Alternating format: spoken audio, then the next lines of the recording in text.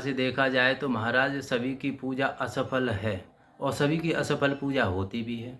ऐसा हम नहीं कह रहे हैं। यदि हम गलत कह रहे हैं, यदि हम असत्य कह रहे हैं, तो आप अपने हृदय में भाव ला करके देखिए कि आप जो पूजा अर्चना अपने आराध्य देवालय शिवालय में जा कर के करते हो, अपने इष्ट के सम्मुख में जा कर के जो आप सेवा प्रदान करते हो, जो भाव जिस भाव से जिस भक्ति से आप पूजा अर्चना करते हो, उसके उपरांत भी आपके सभी मनोरथ पूर्ण क्यों नहीं होते? कारण क्या है?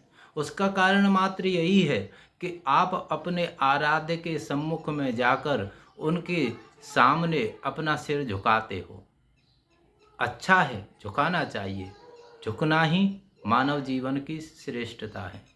लेकिन आप मनुष्य होकर के अपने इष्ट के सम्मुख जाकर देवालय शिवालय में या किसी भी स्थान पर सिर झुका रहे हो और वहाँ से निकलने के बाद आप मनुष्य होकर और मनुष्य को ही नीचा गिराने का प्रयत्न कर रहे हो। जबकि प्रत्येक शास्त्र ये वर्णन करता है, ये प्रमाण करता है कि प्रत्येक मनुष्य में ईश्वर विराजमान है।